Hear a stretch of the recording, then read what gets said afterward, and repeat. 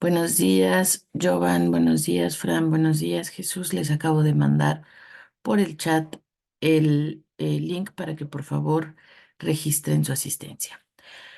Bien, pues vamos a iniciar con nuestra sesión. La semana, bueno, más bien el día de ayer que revisamos pues las generalidades de la materia, les comentaba que pues el día de hoy íbamos a revisar los temas. Vamos a tener dos sesiones. Gracias, Fran. Buenos días.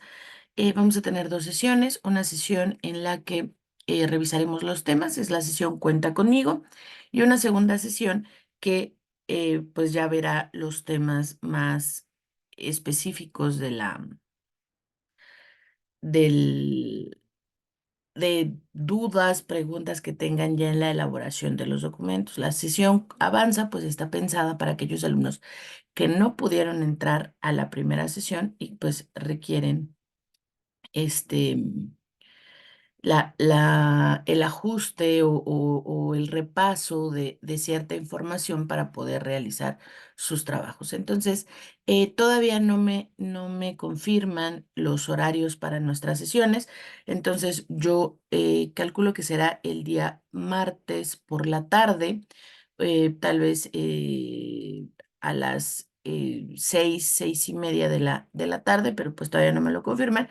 Si no es el martes, pues será el día miércoles, pues más o menos en el mismo horario. Yo les confirmaré esto por correo electrónico para saber cuál es. Entonces, en esta primera sesión, pues revisamos los temas. Les comentaba ayer, los temas los vamos a revisar pues de manera muy general. Nos vamos a enfocar más a aquellos conocimientos que requieren para la elaboración de sus actividades. Entonces, hola Jesús, buen día. Entonces, pues vamos a revisar los temas que vienen en la plataforma. Les decía, de nada sirve que yo les dé la misma información que viene en la plataforma. Mejor les comparto información complementaria y nos enfocamos en aquello que tienen que realizar. Si ustedes revisaron el contenido nuclear de la materia, pues habrán dado cuenta que no tiene mucha relación el contenido con la actividad a realizar. Entonces, el contenido nuclear pues nos da una perspectiva general de lo que es la filosofía, de lo que es la filosofía del derecho y pues nos habla un poco de la teoría del conocimiento. Sin embargo, pues ya en la elaboración de los documentos como tal, pues ya nos están solicitando mucho más el estudio de dos teóricos pues importantes, que es Stuart Mill con el utilitarismo y la ética de Kant. Entonces, nos enfocaremos más hacia el estudio de estas dos corrientes principales y pues veremos de manera general, porque tampoco hay mucho sobre lo que profundizar de los temas que vienen en la semana. Entonces, bueno, esa será la estructura de nuestra sesión.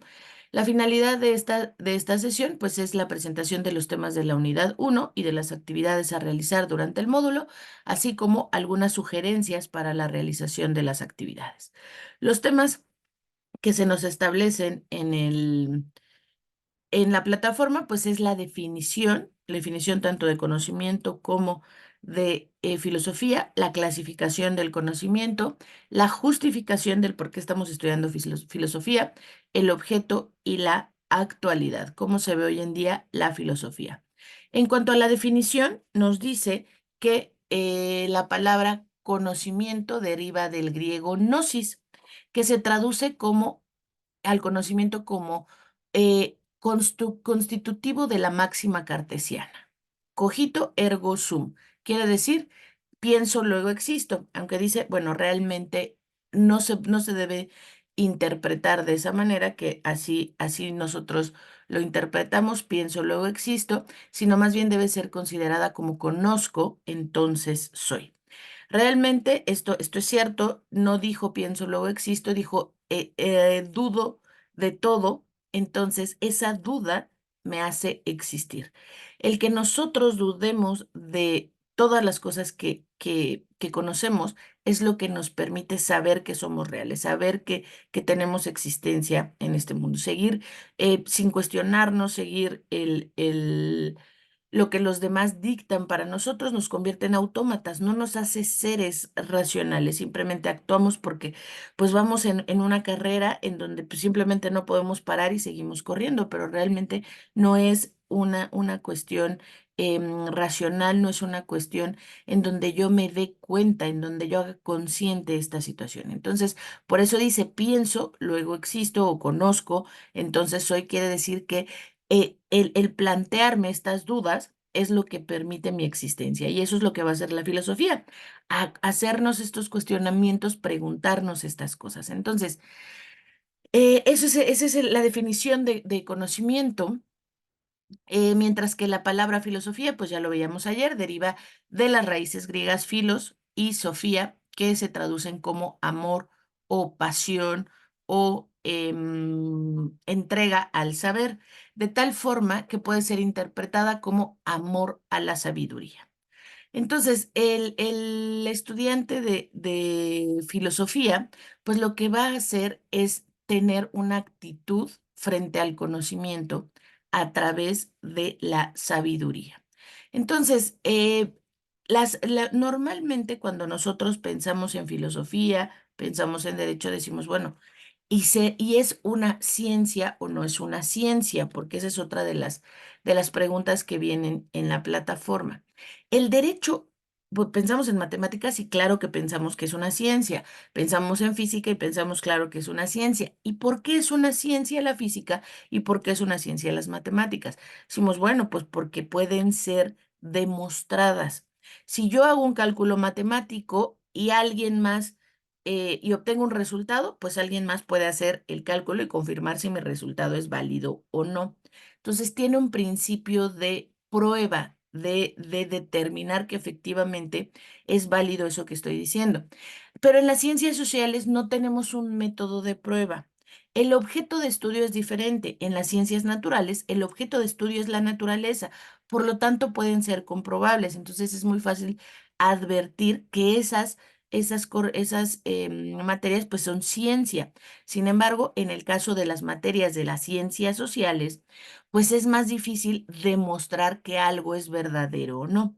Entonces, vemos que la parte importante de la ciencia tampoco quiere decir que sea comprobable, porque nuestros objetos de estudio son diferentes. Entonces, podemos considerar que es ciencia mientras ocupes un método científico para su elaboración, es decir, que exista una metodología. Entonces, respecto de este concepto de si la filosofía y el derecho puede considerarse ciencia, les voy a compartir un video que me gustó mucho porque explica precisamente qué es esto de la filosofía. Entonces, es un texto muy pequeñito que nos va a dar una idea de por qué surge la filosofía, cómo surge la filosofía y por qué podemos considerar que la filosofía es una ciencia. Entonces, se los voy a compartir rápidamente para que veamos cómo es que surge la filosofía. Desde el primer momento en el que alguien se cuestiona algo, en ese momento surge la filosofía. Y aquí me parece que está muy entretenido, muy bien explicado y muy divertido esta forma. Permítanme compartirles el sonido. Formulada por Adrián Ruiz y decidida por todos nuestros amigos que nos apoyan en Patreon. ¿Qué es la filosofía y qué tiene que ver con la ciencia? Los primates somos de los animales más curiosos que existen, pero al parecer, los humanos somos los únicos que nos hacemos preguntas como ¿cómo funciona el universo? ¿Por qué existen las cosas? ¿Cuál es el sentido de la vida? ¿Qué es lo más importante? ¿Qué es el bien y qué es el mal? Las primeras respuestas que la humanidad le dio a esas preguntas fueron los mitos, épicas historias sobre dioses y seres sobrenaturales que dieron origen al mundo, pusieron orden en el cosmos y dictaron normas de convivencia. Se trata de historias magníficas magníficas y poderosas que hasta la fecha nos comunican verdades profundas. Y durante milenios estas explicaciones míticas parecían bastar. Pero algo interesante empezó a suceder en esta región del mar Mediterráneo en el siglo VII antes de nuestra era. Se trataba de una región donde convivían muchas culturas y religiones. Las personas se daban cuenta de que sus mitos no eran los únicos, que cada grupo tenía los suyos. Quizá esto propició que algunos cuestionaran sus creencias, y el hecho de que hubiera tolerancia religiosa también ayudó. No había un dirigente que obligara a todos a creer lo mismo. Por esa época también hubo un auge en la creación de mapas. Los viajeros comenzaron a explorar y registrar el mundo, y vieron que no era tan parecido a lo que decían las leyendas. Por último, la riqueza de la economía propició que hubiera ciudadanos con bastante tiempo libre como para dedicarse a pensar. Así, el pensamiento comenzó a alejarse del mito y a acercarse al logos, al razonamiento. Surgió la filosofía, el amor por la sabiduría. Se considera que el primer filósofo occidental fue Tales de Mileto, de esta ciudad de lo que hoy es Turquía, pero entonces era parte de Grecia. Buscó responder las preguntas sobre el origen del universo a partir de la observación y el razonamiento. Por ejemplo, veía cómo el agua siempre estaba en movimiento, así que pensó que era el agua la que le dio origen al universo y la que constituía el alma de los seres vivos. También hizo grandes descubrimientos matemáticos y astronómicos. En Grecia surgieron muchos filósofos y filósofas, y también los había en toda Europa, y también en la India, China e incluso en la América prehispánica. La filosofía se encargó de pensar explicaciones para el movimiento de los astros, el funcionamiento de la naturaleza y los números. Las piedras caen porque las atrae la tierra, que es de naturaleza semejante, y es lógico que las piedras más pesadas caen más rápido que las piedras más ligeras. Pero los filósofos también reflexionaban sobre la esencia de la realidad, sobre el bien y el mal, y sobre la mejor manera de vivir. No había división del conocimiento. Los filósofos pensaban acerca de todo, y esa es la primera relación entre filosofía y ciencia. Se podría decir que la filosofía es la mamá de todas las ciencias. Alrededor del siglo XIII surgieron los protocientíficos, filósofos como Roger Bacon, que se dieron cuenta de que el razonamiento no es suficiente para explicar el mundo. Es necesario contrastar la razón con la experiencia, ver si lo que pensamos concuerda con lo que podemos ver, tocar, medir y pesar.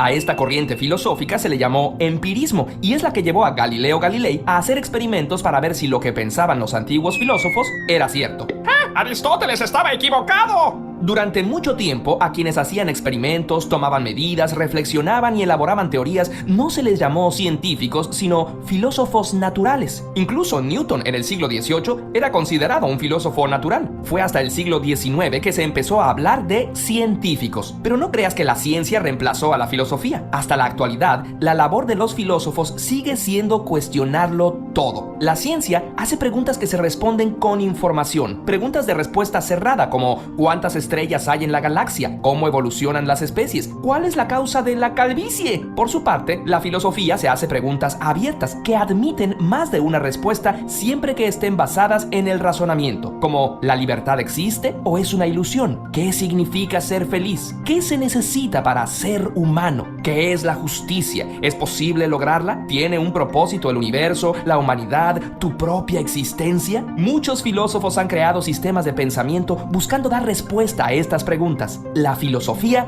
es el estudio racional de las cuestiones fundamentales como la existencia, la justicia, la belleza y el conocimiento mismo. Sobre el conocimiento se pregunta cuestiones como ¿es posible llegar a conclusiones generales a partir de observaciones particulares? ¿Cómo distinguimos la verdad de la falsedad? ¿La realidad tiene existencia independiente de quien la observa? Y esta es la segunda relación entre filosofía y ciencia. Hay una rama de la filosofía especializada en reflexionar sobre la ciencia. Uno de los principales exponentes de la filosofía de la ciencia fue Karl Popper, quien argumentó que es posible probar que una teoría empírica es falsa, pero es imposible probar que es verdadera. Este pensamiento, llamado falsacionismo, es hasta la fecha el paradigma imperante en la ciencia, al grado de que se considera que cualquier afirmación que no sea falsable no es científica. Curiosamente, agradecer.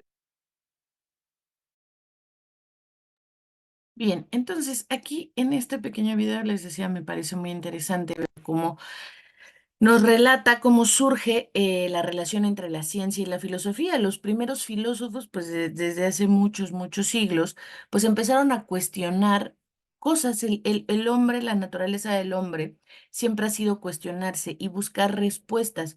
Encontraron respuestas en los mitos y empezaron a hacer sus cosmogonías a partir de esos mitos. Después las personas siguen evolucionando y se dan cuenta de que ya no son suficientes los mitos, pues justamente como vimos, al existir muchos otros mitos. Entonces, ¿cuál es el mito verdadero? ¿El que cree ese grupo o el que cree mi grupo? Entonces, empiezan a decir, bueno, entonces debe de haber otra explicación y empiezan a buscar una explicación hacia las cosas que naturalmente acontecen. Y entonces, a partir de la observación, empiezan a crear, a formular teorías. Vimos que ahí el primero que se pregunta qué, qué es esa esencia que hace que el universo pueda funcionar si ya olvidamos un poco esa parte de los mitos de los dioses que nos crearon y que hacen que el mundo funcione. Y dijimos, estos filósofos iniciales se les llaman los filósofos presocráticos. Estos filósofos presocráticos se empiezan a cuestionar cómo funciona el mundo y empiezan a observarlo para saber cómo funciona. Entonces, dijimos, uno de los primeros filósofos que existieron en toda la humanidad y que los consideramos de los filósofos presocráticos es Tales de Mileto, el que aparece en nuestro pequeño video. Él decía que el mundo funcionaba, el universo funcionaba gracias al agua, que el agua estaba presente en todas partes y que el agua era vida. Entonces, se abandona un poco, no porque dejaran de ser, de tener estas creencias religiosas, sino más bien porque incorporan esas creencias religiosas en la naturaleza. Entonces, ya no es visto como Dios alejado de lo más cercano a mí, sino más bien Tales de Mileto dice, bueno, los dioses están presentes en la naturaleza. Y entonces, lo que existe en la naturaleza es también divino, pero se rige por las reglas que nosotros estamos viendo aquí. Entonces empieza a decir, ok, el agua es vida, el agua es lo que nos permite nuestra existencia. Entonces empieza a desarrollar toda su teoría sobre el agua. Llega otro y dice, no, Anaximandro, que dice, no. No es cierto, no es el agua, es el aire, porque sin aire no podríamos vivir, no somos seres acuáticos, necesitamos aire. Entonces empiezan a partir de ciertas bases que va sentando cada uno de estos filósofos a describir la naturaleza, cómo funciona, para qué existe, qué se puede hacer con ella. Entonces, si bien como hoy conocemos la ciencia implica esta parte de la prueba de que algo es verdadero, esto se debe a que en un inicio quien se puso a cuestionarse las cosas, pues eran estos filósofos, que ya vimos se les llamaba filósofos naturales, porque cuestionaban las cosas de la naturaleza. Era lo único que podían hacer porque su reflexión iniciaba a partir de la observación. Entonces, ¿de qué iban a filosofar? Pues de aquello que se podía ver, de aquello que tenían a su alcance, de esa reflexión que le permitía la observación.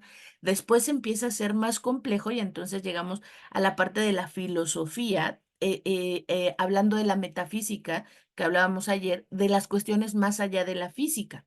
Entonces, los filósofos naturales se convierten en esta parte de los científicos y los filósofos metafísicos pues siguen en esta parte de la filosofía. Entonces vemos que hay una relación entre unos y otros. Este inicio de los cuestionamientos de la filosofía se dan a partir de varios métodos que se siguen para llegar al conocimiento. Anteriormente, los filósofos pues simplemente se ponían a observar. Esa era su forma de conocer el mundo.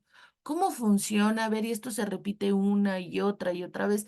Y si veo que todas las veces se repite, pues entonces debe existir algo que haga que cada vez que yo pongo un lápiz aquí, se caiga. Cada cosa que yo pongo se caiga. Entonces, ¿qué hay? Ah, pues hay una fuerza que atrae las cosas al centro de la Tierra. Entonces empieza a hablar de la gravedad. Entonces empezamos desde un conocimiento, pues a partir de la observación. Pero las teorías del conocimiento dicen que nosotros iniciamos nuestro conocimiento con algo que le llamamos conocimiento intuitivo. No sabemos, nunca lo hemos experimentado, pero algo nos dice que eso funciona así. Eso es lo que le llamamos conocimiento intuitivo o a que algunos le llaman sexto sentido. Entonces, es como de, pues, esto me late que funciona de esa manera. A veces nosotros abrimos un paquete que nos llega y en lugar de leer el, el instructivo, pues decimos, esto va conectado a esto va así. Entonces, nos parece que el sentido común nos dice que si tengo un hoyo, una tuerca y tengo un tornillo, pues simplemente lo tengo que embonar y ya, ¿no? Entonces, esa sería nuestra primer aproximación al conocimiento, un conocimiento intuitivo que adquirimos a través del sentido común. Después dice, bueno, pero no basta con eso porque no puedo tener intuición o valerme de mi intuición para todo. Entonces viene el empirismo que vimos, que es el conocimiento empírico. Entonces, a ver, me detengo, observo, veo si se repite cada vez y entonces empiezo a crear conocimiento a partir de mi observación y de mi interacción con las cosas, de probarlo y ver si es cierto o no. Y probarlo no solo una vez, porque a lo mejor puede ser un caso fortuito, sino hacer varias repeticiones para ver si en todas obtengo el mismo resultado. Así es como los filósofos iniciaron sus primeros conocimientos a partir del empirismo, a partir de la prueba, a partir de la observación. Después viene un conocimiento religioso que se basa en dogmas de fe y en textos sagrados. Después ya creemos que existe nuestro mundo porque Dios lo creó y no nos cuestionamos más allá porque simplemente ya sabemos que hay algo más grande que nosotros que fue lo que lo creó. Siguen evolucionando los conocimientos y entonces llegamos al conocimiento filosófico. Ya no creo que todo lo creó Dios, sino ya me empiezo a cuestionar cosas, ya empiezo a reflexionar, ya empiezo a pensar. Ese es el conocimiento filosófico. Pero después ya no basta con que solamente lo piense. Ahora tengo que demostrarlo. Viene el conocimiento científico, que a partir del establecimiento de una metodología me permite saber que cualquiera que haga el mismo procedimiento que hice yo, que lleve a cabo la misma metodología, va a obtener los mismos resultados. Ahí es demostrable, porque ya sé que si yo, mira, todas las veces que tú hagas así, vas a poder... em, vas a tener el mismo resultado. Siempre se van a caer las cosas. ¿Por qué? Porque existe una fuerza de atracción que es la gravedad. Entonces, lo puedes probar y lo puedes verificar. Entonces, ahí viene el conocimiento científico, que a partir de la demostración puedo creer que algo es verdadero. Pero también tenemos conocimientos afectivos que se obtienen por medio de las emociones y de los sentimientos. Eso no pueden ser demostrados, es lo que cada uno dentro de su ser siente. Pero también tenemos el conocimiento analítico y eso es cierto, a veces yo no necesito, ustedes no sé si ya llevaron corrientes del pensamiento, se llama pensamiento complejo y argumentación jurídica. Entonces, empezamos a analizar y decimos, lógicamente es viable eso que me estás diciendo o es una falacia, es algo que no tiene sentido. A veces hay personas que hablan y parece que están diciendo cosas muy inteligentes, con mucho sentido, pero si nos detenemos a analizarlas, decimos, esto no tiene ninguna lógica, de esto no se sigue lo otro. Yo soy una buena persona, por lo tanto, todo lo que digo es verdad. Oye, no, del que seas una buena persona no se sigue que necesariamente todo lo que diga sea verdad. Entonces, no hay una relación con la otra, pero parece razonable. Pues si eres una buena persona, pues seguramente siempre dices la verdad y seguramente lo que me estás diciendo es cierto, pero no puedo partir de presuposiciones. Entonces, el conocimiento analítico me lleva a la reflexión a partir de cuestiones lógicas. Puedo reducir cualquier texto a una proposición lógica y decir, es falsa. Es falsa porque a partir de la lógica puedo determinar que no es verdadera en todas sus proposiciones. Y ya, entonces ese es el conocimiento analítico y el conocimiento sintético que utiliza enfoques para nuevos conceptos. Si hay algo que todavía no haya sido definido, no quiere decir que sea indefinible, sino que a través de otros conceptos yo puedo crear una nueva definición, que eso es lo que yo el día de ayer les comentaba, pues esa es la finalidad, que no se queden con una sola corriente, sino que ustedes vayan haciendo sus propias corrientes a partir de su propia reflexión. Entonces, ¿para qué estudiamos filosofía? El conocimiento de la filosofía del derecho nos permite analizar los problemas fundamentales del derecho. No hacemos un estudio de la filosofía desde sentarnos y simplemente reflexionar, sino más bien esa reflexión que nos lleve a resolver los problemas que nos encontramos en nuestro día a día en el ejercicio de nuestra profesión. A través de utilizar, ¿cómo vamos a resolverlo? Bueno, hay varias teorías que pueden servirme. Esas teorías yo necesito conocerlas para saber, alguna me puede servir, esta diría que tal cosa, esta diría tal cosa, esta otra diría tal cosa, y cuál elijo yo para la resolución de este conflicto que se me está presentando. Entonces, ahí viene mi discernimiento, ahí viene mi proceso racional, mi proceso de análisis. Oye, ¿cuál es la mejor solución? Pues a partir de que esta corriente dice que tal cosa, esta corriente dice que tal otra, y cuál debería preponderar para esta resolución. Si hablamos de los derechos humanos, que ustedes ya llevaron su materia de derechos humanos, pues diríamos aquella que sea acorde con el respeto de los derechos humanos. ¿Y cuál es, si tuviéramos que abstraer un concepto de los derechos humanos? Todos los derechos humanos se alinean hacia la dignidad del hombre. Entonces diríamos, ¿cuál es la corriente que debería elegir? Pues aquella que es acorde con la dignidad del hombre. Entonces, a través de estas diversas corrientes de pensamiento, así como de encontrar en los casos prácticos que se te presentan en su ejercicio profesional, las posibles soluciones. Para eso nos sirve la filosofía del derecho, para poder responder estos cuestionamientos, estos dilemas que se nos presentan al momento de la aplicación del derecho. Para que no lo hagamos solamente desde el punto de vista legal, sino también desde una visión y noción de que sea justo en el sentido de esta justicia de la que hablábamos ayer, decía Ulpiano, pues es justicia dar a cada quien lo que le corresponde. ¿Y cómo sé qué es lo que le corresponde a cada quien? Ahí viene la parte complicada de la noción de justicia. Parece que todos estamos de acuerdo en que la justicia es dar a cada quien lo que le corresponde.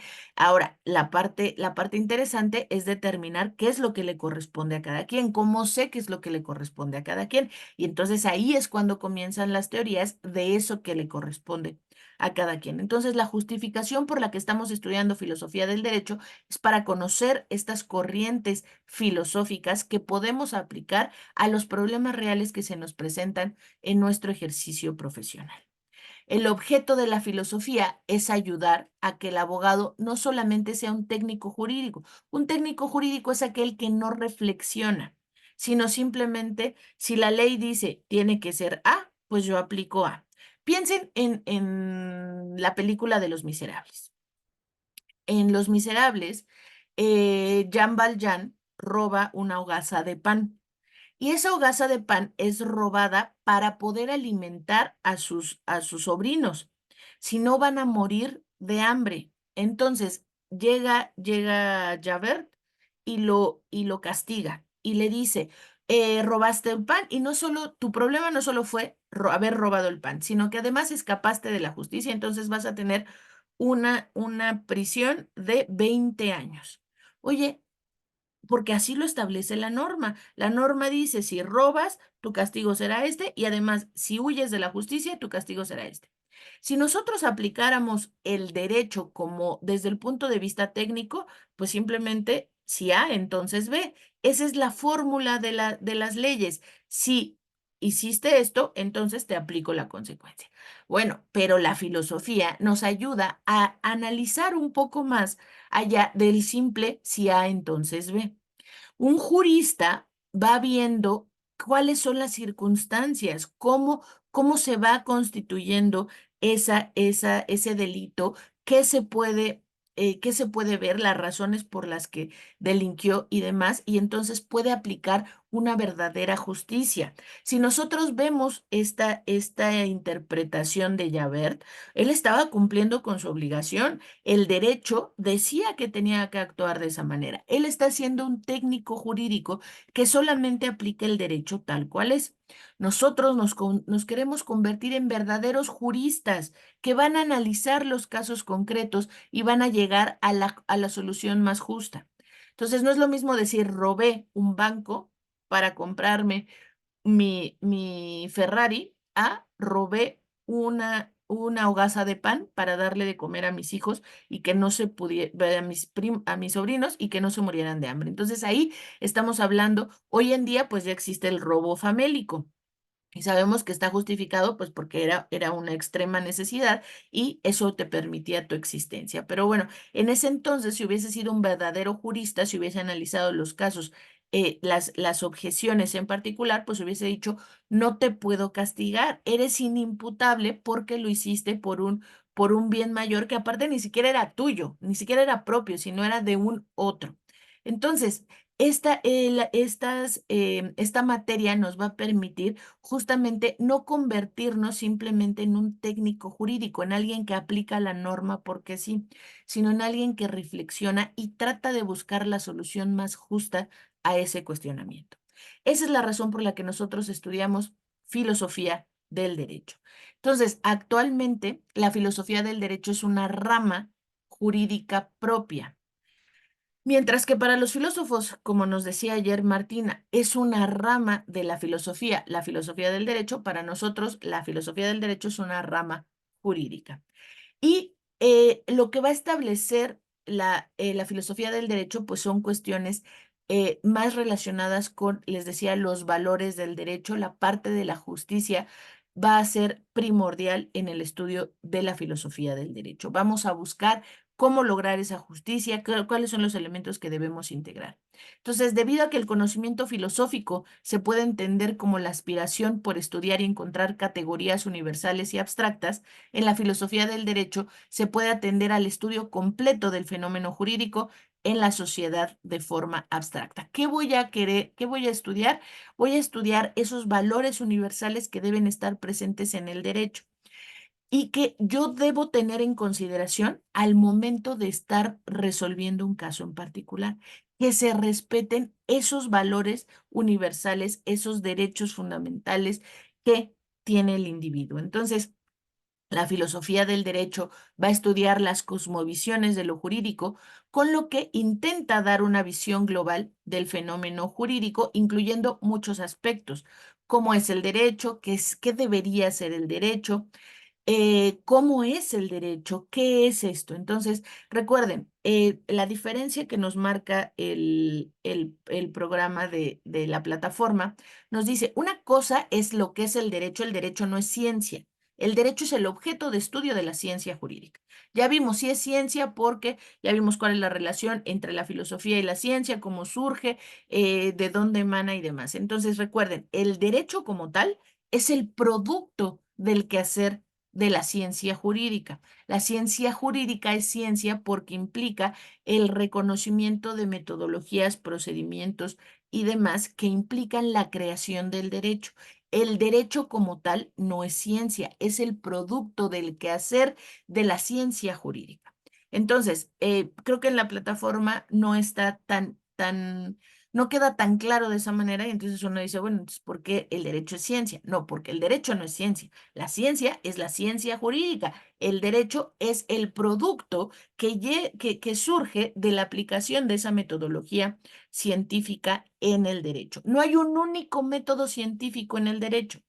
Si nosotros pensamos en esta idea de la gravedad, pues hay una metodología y cualquiera lo puede probar. En el caso del derecho, de la ciencia jurídica, es más complejo, porque yo no puedo demostrarlo tan fácilmente, porque el estudio, mi objeto de estudio es diferente.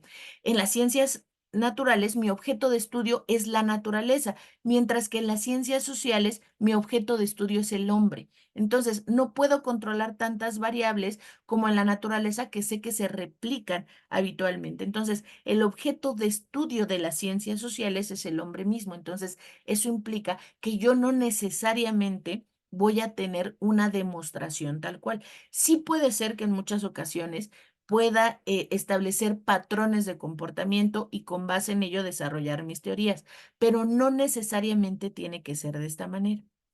Bien, se nos está acabando nuestro tiempo, entonces vamos a desconectarnos y nos conectamos ya para ver las actividades propias de la semana.